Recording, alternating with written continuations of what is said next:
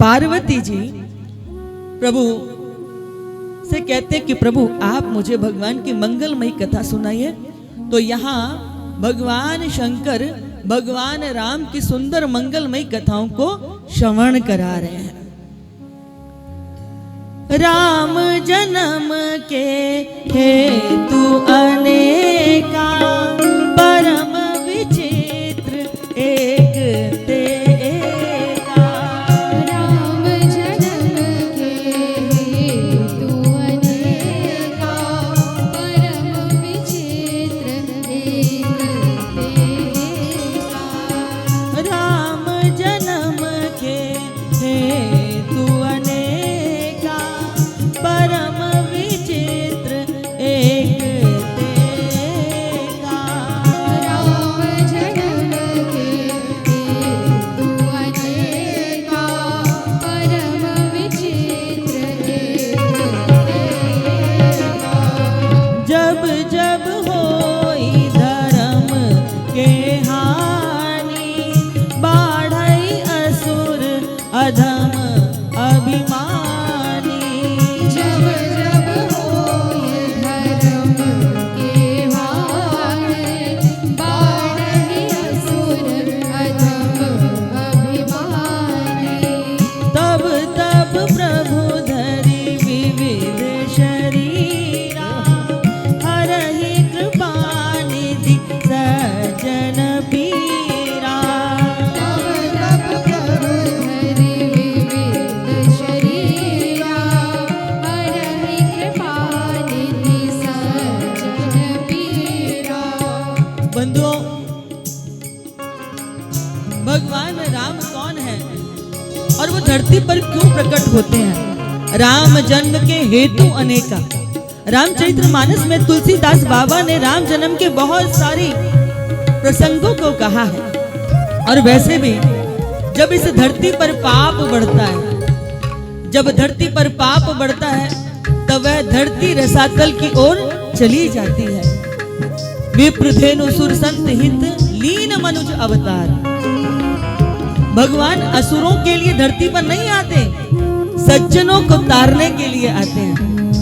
और जब सज्जनों को तारने के लिए आते हैं तो ये वैसे ही है जैसे कोई व्यक्ति विदेश में बस जाए और उसके पुराने मित्र कोई कार्यक्रम करे, विवाह का आयोजन करे, मित्र को बुलाए, तो वह मित्र जो बाहर बस गया वो अपने मित्रों से मिलने के लिए आए, उत्सव में शामिल हो और बाद में सोचे कि जब यहाँ आया हूँ तो चलो अपने घर पर भी एक बार होकर के आता हूँ। और वो जब वहां पर देखे कितने समय से घर बंद था तो इसमें कूड़ा करकट धूल जम गई है, तो वो क्या करता है, बाहर से 2-4 लेबर को बुला करके घर वर साफ करा देता है। तो आए तो हैं संतों के उद्धार के लिए, लेकिन जब यहाँ आए तो दुष्टों का भी उद्धार भगवान कर देते हैं। विप्र धेनुसुर संत हित लीन मनुज अवतार। भगवान तो गायों की रक्षण के लिए, हाँ, संतों के लिए, विप्रों के लिए, भक्तों के लिए प्रकट होते हैं और जब आते हैं तो दुष्टों का उद्धार कर देते हैं। जब जब होई धर्म के हानि, बाढ़ई असुर अधम अभिमानी, तब तब प्रभु धरि विविध शरीरा, हरहि कृपा निधि सज्जन पीरा। भगवान सबके मंगल के लिए इस धरती पर अवतार लेते हैं। तो राम अवतार के बहुत सारे उसमें प्रसंग है, जिसमें से प्रभु राम कह रहे हैं, वो शंकर जी कह रहे हैं कि पार्वती, इन सारे कारणों में से कुछ प्रसंग मैं अपनी मति के अनुसार तुमको कहने का प्रयास करूंगा। द्वारपाल हरि के प्रिय दो, जय और विजय जान सबको। द्वारपाल हरि के प्रिय दो, जय और विजय जान सबको। बंधुओं, आपने सुना होगा कि नारायण के बैकुंठ में प्रभु के द्वार पर उनके द्वारपाल हैं और उनका नाम क्या है? जय और विजय। आप किसी भी संत के पास जाते हो तो उसके शिष्य मिलते हैं, हाँ, सेवक मिलते हैं। तो ऐसे ही प्रभु की सेवा में उनके द्वार पर जो सेवक खड़े हैं, जो द्वारपाल खड़े हैं, उनका नाम क्या है? जय और विजय। तो आज ये सनत कुमार इत्यादि जब भगवान के दर्शन करने के लिए बैकुंठ में गए तो द्वार पर जो द्वारपाल खड़े थे उन्होंने उनको रोक दिया।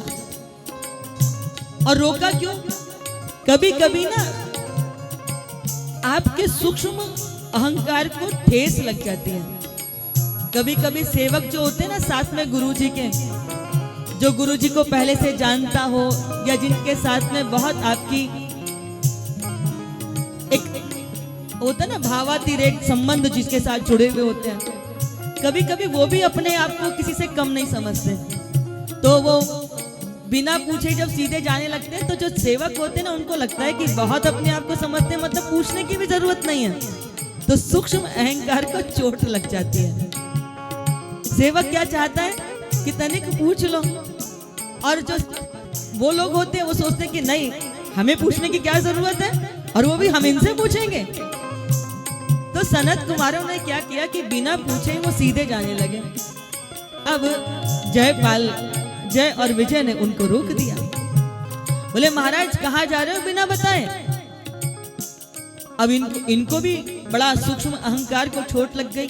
देखते नहीं है, अरे हम किसको टोक रहे हैं, किसको रोक रहे हैं, ये भी तो देखना चाहिए। हमको रोक रहे हैं भगवान के द्वार पर जाने से। और वैसे भी देखो बंधुओं, मेरे प्रभु कहते हैं मैं संतन को दास, और भगवान जो है संतों के अपने आप को क्या मानते हैं? दास मानते हैं। संत मेरे मोर मुकुट, मैं संतन को दास। उनकी तो वैसे भी विशेष आज्ञा रहती है कि कभी भी कोई संत महात्मा आए तो उनको द्वार के अंदर भीतर सीधे प्रवेश करा दो। किसी को रोकना नहीं है, किसी को प्रतीक्षा नहीं करानी है। लेकिन जब सनत कुमार सीधे जाने लगे तो इन्होंने उनको रोक दिया है। और यहाँ पर जब इनको रोका तो ऋषियों को थोड़ा क्रोध आ गया। तो इन्होंने भी कह दिया भीतर कहाँ जा रहे हैं? बोले जानते नहीं भगवान के दर्शन करने के लिए भीतर जा रहे हैं। तो इन्होंने कह दिया भीतर क्या करोगे दर्शन करके, हमारा ही दर्शन कर लो। बस इतना कहना था कि इन सनत कुमारों ने श्राप दे दिया कि भगवान के पास भी रह कर के जड़ जैसी मूर्खता जैसी बातें करते हो, जाओ जाकर के राक्षस बन जाओ। जैसे श्राप दिया है तैसे ही भयंकर गर्जना हुई है। भगवान बाहर निकल के आए, ज्ञात हुआ कि सनत कुमारों ने द्वारपालों को जो है श्राप दे दिया है कि जाओ जाकर के राक्षस बन जाओ। अब तो क्षमा याचना करने लगे। तो भगवान ने कहा कि इनसे दृष्टता हुई है, परंतु आप तो संत हैं, कृपालु हैं।